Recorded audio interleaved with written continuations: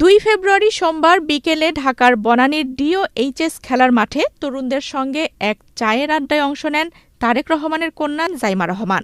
সেখানে তার সঙ্গে ছিলেন বেগম খালেদা জিয়ার ছায়া সঙ্গী হিসেবে পরিচিতি পাওয়া গৃহকর্মী ফাতেমা। অনুষ্ঠান স্থলে উপস্থিত হয়ে তরুণদের সঙ্গে একটি টেবিলে বসেন জাইমা। এ সময় তার কাছাকাছি দাঁড়িয়েছিলেন ফাতেমা। জাইমা রহমান তাকে পাশেই বসানোর ব্যবস্থা করতে বলেন। তার জন্য একটি চেয়ার নিয়ে আসেন একজন নিরাপত্তা কর্মী। তবে ফাতেমা সেখানে বসতে অনীহা প্রকাশ করেন। এরপর তার জন্য পাশের একটি খালি টেবিলে বসার ব্যবস্থা করা হয়। পুরো আয়োজনে সেখানেই বসেছিলেন ফাতেমা।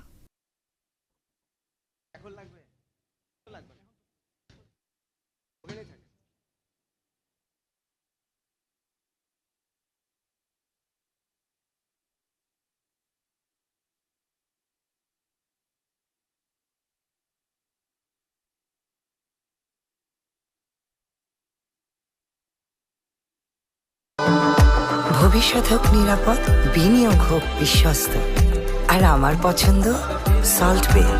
ওয়েলকাম টু সল্ট বে।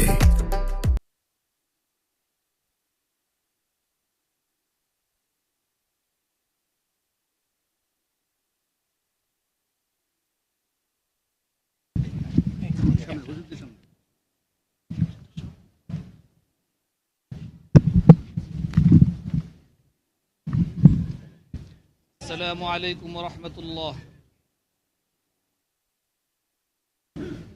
أعوذ بالله من الشيطان الرجيم. بسم الله الرحمن الرحيم.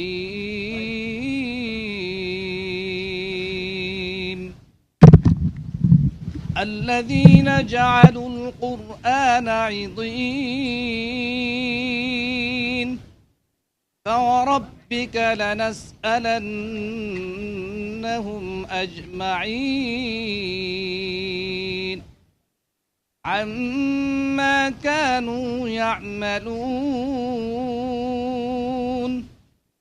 فاصدع بما تؤمر وأعرض عن المشركين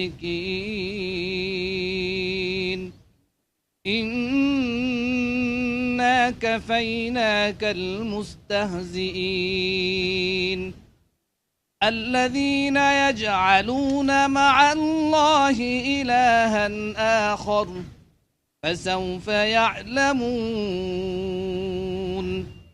ولقد نعلم أنك يضيق صدرك بما يقولون فسبح بحمد ربك وكن من الساجدين واعبد ربك حتى يأتيك اليقين. صدق الله.